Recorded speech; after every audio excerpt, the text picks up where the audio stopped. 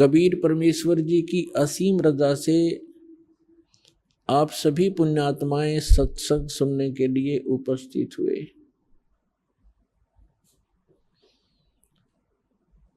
प्रथम तो इस प्राणी को मानव शरीर मिलना सुदुर्लभ है। मानव शरीर प्राप्त प्राणी एक बहुत ही पुण्यकर्मी प्राणी होता है और मानव शरीर दो प्रकार से प्राप्त होता है। एक तो विधान है परमात्मा का कि प्रत्येक जीव को एक टर्न वाइज कर्मानुसार, यानी एक साइक्लोन बना रखा परमात्मा ने, एक चक्कर बना रखा है कि कैसा ही भी प्राणी क्यों ना हो, 84 लाख प्रकार के प्राणियों के शरीरों में अनेकों यातनाएं भोगने के उपरांत एक मानव शरीर अवश्य प्राप्त होता है।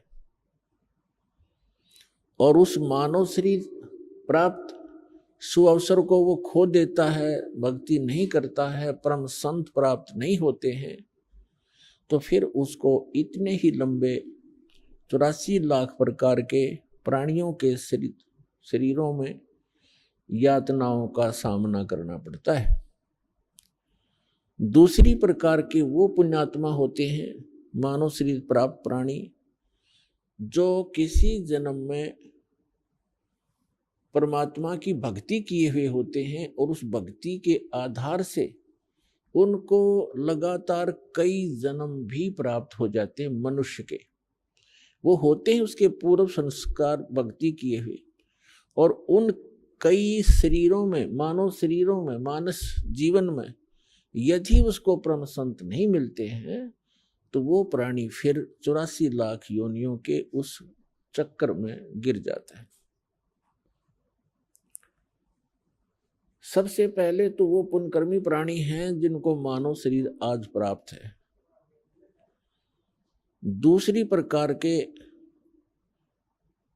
वो और भी अच्छी किस्मत के बच्चे हैं, परमात्मा के मनुष्य शरीर प्राप्त हैं और परमात्मा की तरफ में कहीं ना कहीं लगे हुए हैं, घूम रहे हैं, भटक रहे हैं।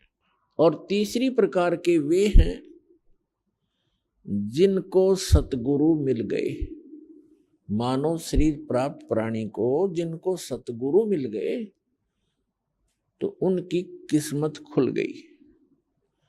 आप उन पुण्य आत्माओं में से हो,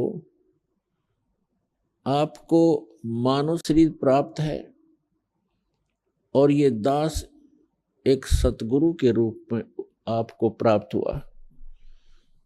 आपकी किस्मत अन्य प्राणियों से, अन्य मानव से निराली है। अंग्रेजी के अंदर गुड, बेटर, बेस्ट, ये 3 प्रकार के शब्द प्रयोग होते हैं एक अच्छी वस्तु के लिए, अच्छे जेंटलमैन के लिए। तो आप जी उस बेस्ट क्वालिटी के किस्मत पुण्यकर्मी प्राणी हो, किस्मत वाले हो।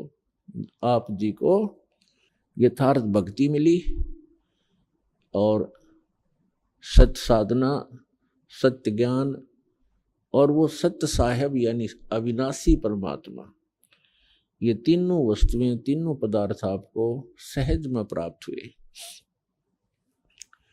आप परमात्मा के वो हीरे मोती लाल हो जिनके लिए वे स्वयं युगों से भटक रहे हैं, लेकिन आपने काल की भांग घड़ी पी रखी थी, जिस कारण से आप और हम सभी उस अपने पिता को पहचान नहीं सके। हमने उनकी उंगली पकड़ी नहीं, हमने इस काल बेईमान की उंगली पकड़ ली अपना पिता जान के, और ये हमें ठगलाया और इसने यहाँ हमें अपने मजदूर बना रखे हैं। और ये ऐसा ठग है, इसने हमारे को इस त्रिगुणमयी माया की भांग पिला दी, और जब तक ये नशा हमारा उतरेगा नहीं तब तक हम अपने परमपिता को पहचान ही नहीं सकते। आप जी को एंटीबायोटिक, ये यथार्थ ज्ञान रूपी प्रवचन, ये यथार्थ ज्ञान समझा सुना के आपकी वो काल की भांग उतारी जाती है। और जिनकी भांग उतरेगी, रात को भी आंसू टपकेंगे आपकी आंखों से। हम कहाँ धोखे में जीवन नाश कर रहे थे, हम किसको भगवान मान बैठे थे, हम क्या टारगेट लेकर जी रहे थे, उद्देश्य क्या था हमारे जीने का? एक माया जोड़ना, संपत्ति बनाना, कोठी बनाना, उच्च पोस्ट प्राप्त कर लेना, बैंकों में खूब जमा कर दें घना घना धन, और अगले दिन मृत्यु हो जाती है।